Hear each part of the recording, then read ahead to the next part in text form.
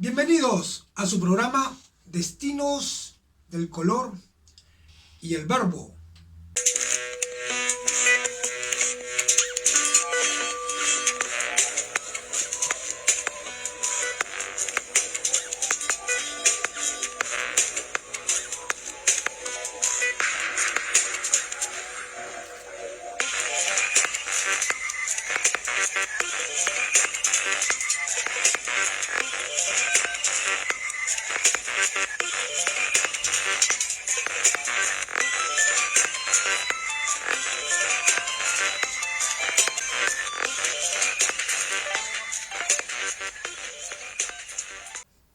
Cuando alguien te lee, el proceso de aprendizaje, cuando uno lee, muchas veces uno entiende una cosa y cuando alguien te lo lee, entiendes otro campo del panorama.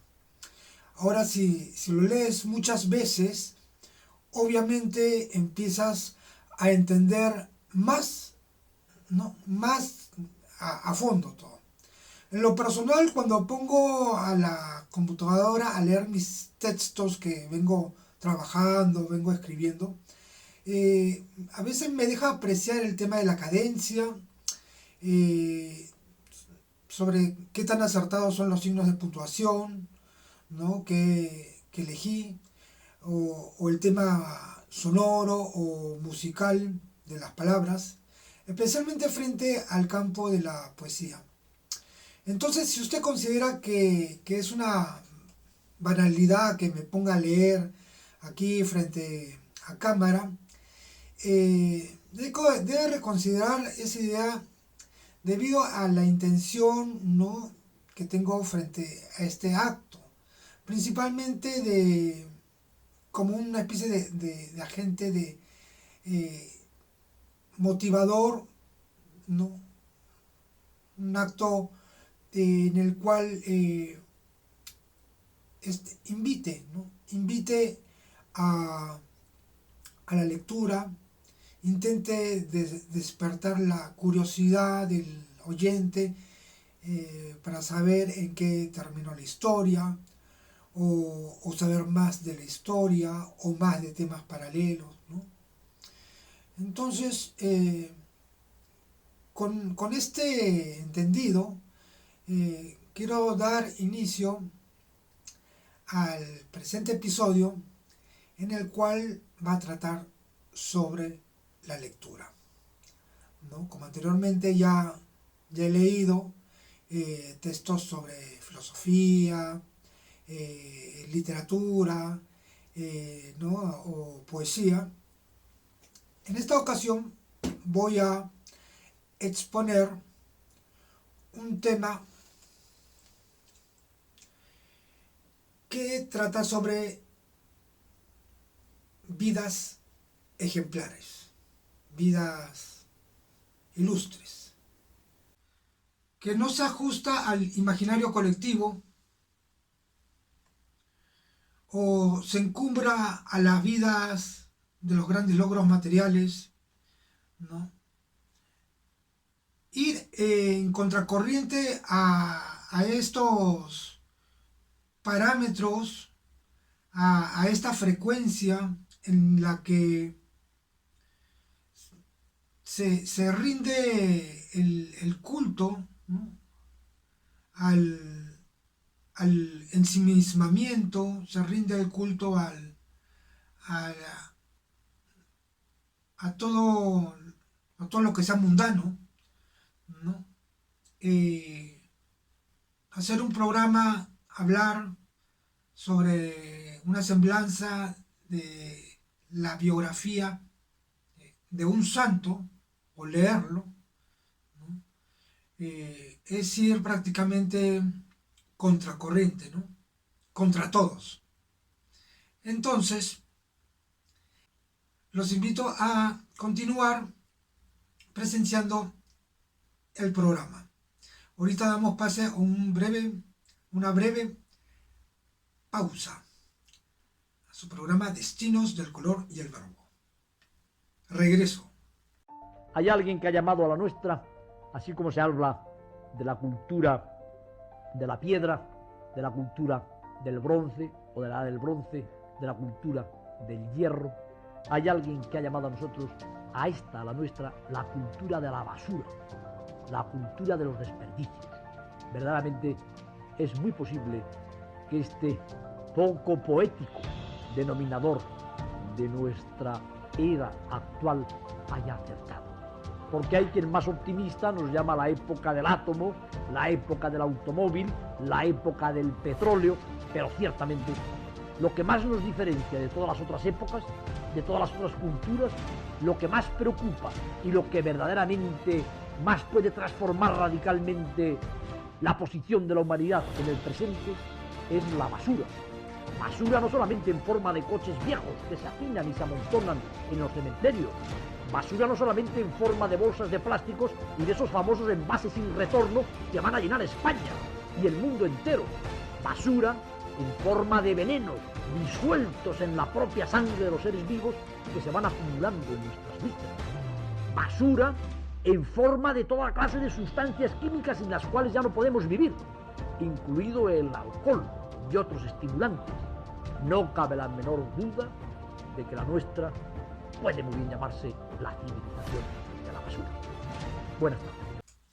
Muy bien, y después del desalentador mensaje que acaba de dar el colega acá en nuestra pausa comercial,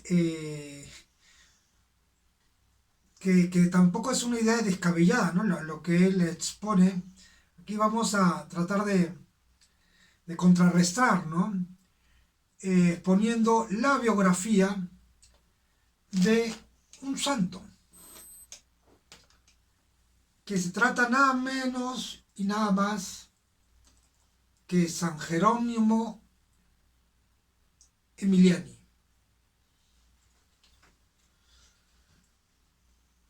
Para oponerse a las nefastas influencias del Renacimiento y del protestantismo en el siglo XVI, la providencia suscitó una pléyade de grandes santos que actuaron en los más variados campos de la actividad humana. Uno de ellos fue San Jerónimo Emiliani, patricio y miembro del Senado de Venecia, militar brillante y valeroso, que dejó todo para amparar y dar formación cristiana a los huérfanos de las innumerables guerras y pestes de aquel tiempo. Su fiesta se conmemora el 8 de febrero. Cuando dice patricio, algunos recordarán, ¿no? Patricio se refiere ahí a que pertenece a una familia noble. Bueno, continúo leyendo. Oriundo de una familia noble que había dado ya ilustres miembros a la Iglesia, al Senado y a las armas, de la Serenísima República de Venecia. Jerónimo nació en aquella ciudad marítima en 1481. Su padre, senador, tenía poco tiempo para dedicar a su educación, que fue confiada a su madre. Piadosa y dulce, doña Eleonora supo infundir en el corazón del niño profundas semillas de religión, que más tarde darían fruto. Pero fue el noble amor a las armas, heredado de sus antepasados, que tuvo la preferencia del pequeño Jerónimo, de tal suerte que ya a los 15 años, poco después de perder al padre, se alistaba en el ejército de la aristocrática República Veneciana.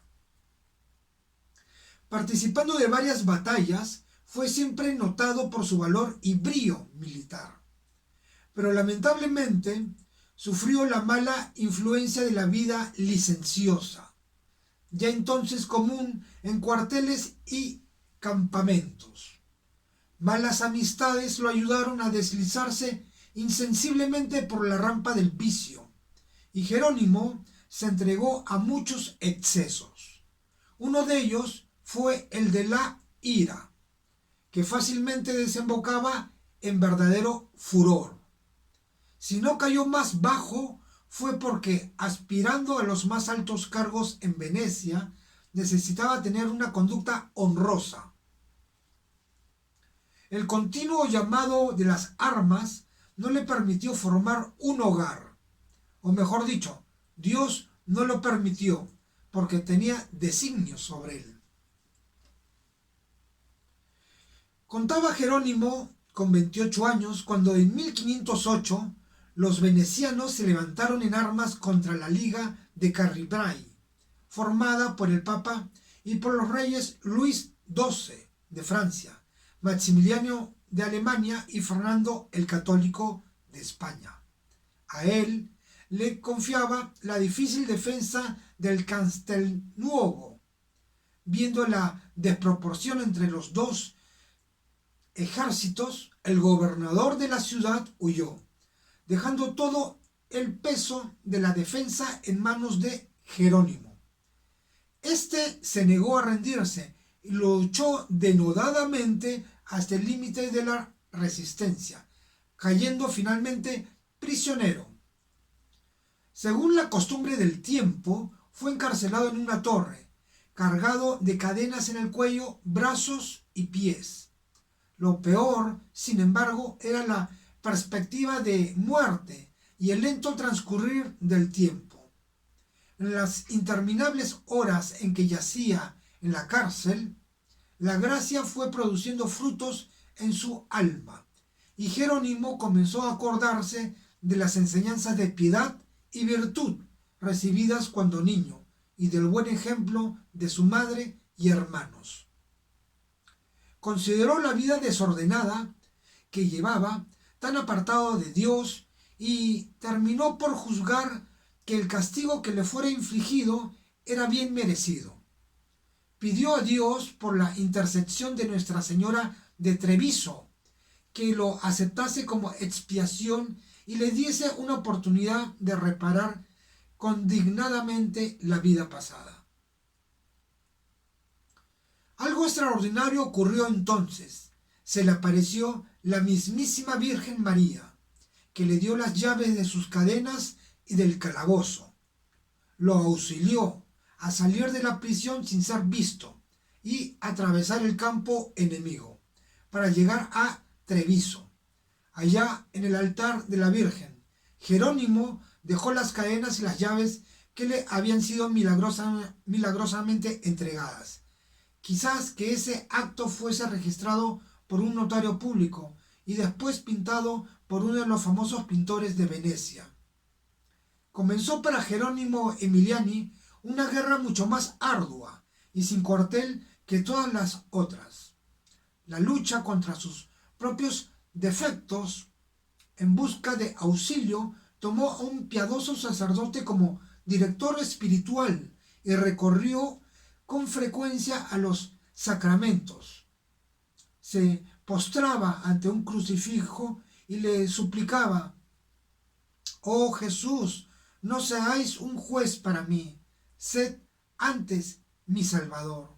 O como San Agustín: «Señor, sed para mí verdaderamente Jesús, vos solo podéis ser mi Salvador».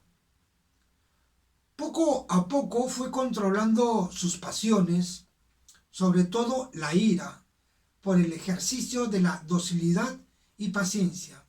Adquirió así la verdadera humildad y mansedumbre de corazón, volviéndose el hombre más afable y pacífico de Venecia.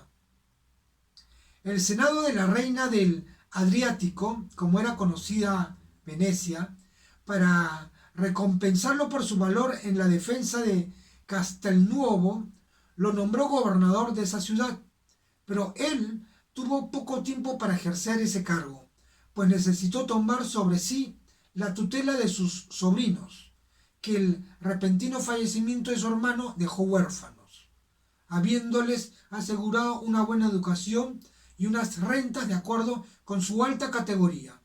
Quedó por fin libre para cumplir lo que había prometido. Jerónimo Emiliani ya no era el mismo. Había renunciado a todos los cargos y comodidades de la vida, incluso las más legítimas, a las bellas ropas, y afligía su cuerpo con ayunos y penitencias extraordinarios, pasando largas horas en oración y empleando el tiempo libre en socorrer a los pobres y enfermos. En 1528, una gran carestía asoló a Italia, con hambre general. Todos los días la muerte cobraba innumerables víctimas. Para socorrerlas, Emiliani vendió hasta sus propios muebles, transformando su casa en hospital. Al hambre le sucedió una enfermedad contagiosa que causó mucho más víctimas. Jerónimo fue alcanzado tan fuertemente que llegó a recibir los últimos sacramentos, pero pidió a Dios la salud para poder, mediante una penitencia más amplia, reparar su vida pasada.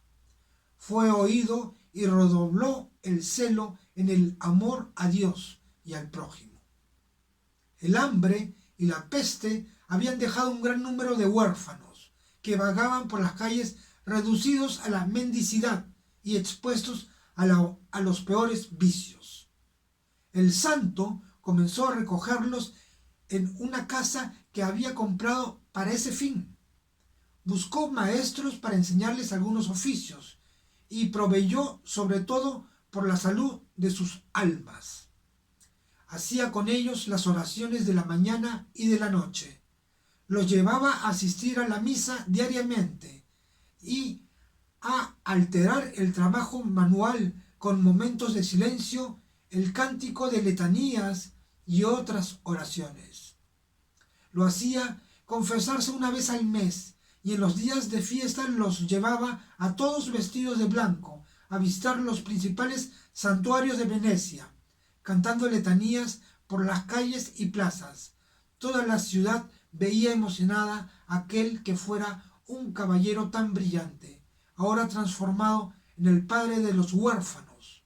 La caridad de Jerónimo Emiliani, no circunscribiéndose a Venecia, pronto alcanzó también a Bérgamo, Precia, como Somasca.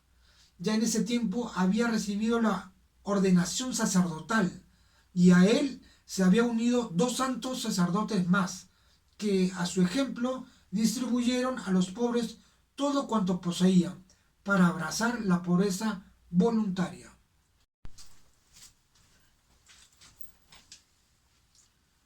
Entonces Jerónimo Emiliani, un hombre de profunda fe y devoción, dedicó su vida a obras de caridad y fundó la congregación de los clérigos regulares de Somasca para dar estabilidad a su obra. Estableció la casa madre y su seminario de Somasca entre Milán y Bérgamo, donde se basó en principios de santa pobreza, promoviendo la austeridad en la vestimenta y el mobiliario. Los clérigos regulares se enfocaron en la educación de niños y jóvenes eclesiásticos, enfatizando la lectura espiritual, el silencio y la observancia de la regla. Jerónimo también se dedicó a redimir a mujeres en situación de pecado, cerrando casas de libertinaje y ofreciéndoles un lugar con una regla de vida para enmendar sus caminos. Su congregación fue aprobada como orden religiosa por el Papa Paulo III, quien junto a San Cayetano, fue un ferviente defensor y benefactor de Jerónimo. En Venecia dirigió el Hospital de los Incurables y atendió a enfermos terminales, incluso cuando enfrentaba limitaciones financieras, confiando en las oraciones de huérfanos a su cuidado. Su fama de santidad atrajo donantes y miembros a su congregación. Jerónimo falleció a los 56 años durante una epidemia de peste en Bérgamo, con las palabras de San Pablo en los labios. Pío XI lo proclamó patrón universal de los niños huérfanos y abandonados, en reconocimiento a su dedicación a los desfavorecidos y su vida de virtud. Su legado perdura como ejemplo de caridad y servicio a los necesitados. Entonces, Jerónimo Emiliani, un hombre de profunda fe y devoción, dedicó su vida a obras de caridad y fundó la congregación de los clérigos regulares de Somasca para dar estabilidad a su obra.